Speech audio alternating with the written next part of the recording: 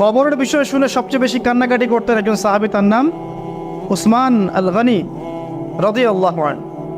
অন্য কোনো বিষয় শুনে তিনি এত কান্নাকাটি করতেন না। এটাই হবে আমাদের জান্নাতের টুকরা অথবা জাহান্নামের গর্ত। আল্লাহ পাক সবার কবরকে জান্নাতুল ফিরদৌস বানায় দেখ।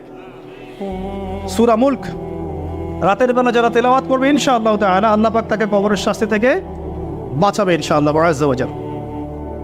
সূরা ইয়াসিন আপনার কোরআনের মগজ, প্রাণ, হার্ট, এটা যখন পড়বেন আপনি বুঝতে পারবেন কেন এটাকে হার্ট বলা হয়েছে। সূরা বাকারা যে ঘরে পড়া হবে সেই ঘর থেকে শয়তান পালিয়ে চলে যাবে।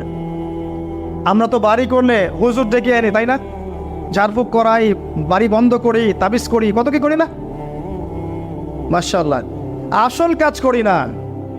একটা জায়গায় উঠেছেন, বাসায় উঠেছেন, নতুন বাসা, সূরা বাকারা তেলাওয়াত করেন। ব্যবসা স্টার্ট করেছেন, ওখানে সূরা বাকারা প্লে করেন বা তেলাওয়াত করেন। সূরা বাকারা যেখানে তেলাওয়াত হবে বরকত আসবে এবং সেখান থেকে শয়তান পালিয়ে যাবে ইনশাআল্লাহ তাআলা। অনেক ফজিলত আছে। সূরা কাফিরুন, ওই যে বললাম 1999 জন মানুষ জাহান্নামে যাচ্ছে, তাদের আমল নামায় কোন পাপটা কমন ছিল জানেন? তাদের আমল নামায় কোন পাপটা থাকতে পারে বেশি? শিরকের পাপ। কারণ কি জানেন? আমি বলছি, সূরা নিসার মধ্যে আল্লাহ পাক বলেছেন, ইন্নাল্লাহা লা ইয়াগফিরু আন ইউশরাকা বিহি ওয়া ইয়াগফিরু মা দুনা যালিকা লিমান ইয়াশা। আল্লাহ পাক তার সাথে শিরকের গুনাহ মাফ করেন না, এছাড়া যে কোনো পাপ আল্লাহ যাকে ইচ্ছা মাফ করতে পারেন। তার মানে যে মানুষগুলো বেশি বেশি জাহান্নামে যাচ্ছে তাদের আমল নামায় যে পাপটা থাকতে পারে কমন, সেটা হচ্ছে কি? শিরক। অন্য পাপ হলে হয়তো আল্লাহ পাক মাফ করে দিতেন, সিম্পল।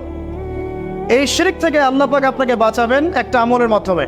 বলে দেব, সূরাতুল কাফিরুন প্রত্যেক রাতে আল্লাহ পাক যে কথাগুলো আমি বলছি, প্রথমে আমাকে আমল করার তৌফিক দান করুন, আমিন, এবং আপনাদের সবাইকে তৌফিক দান করুন, আমিন। সূরা কাফিরুন রাতের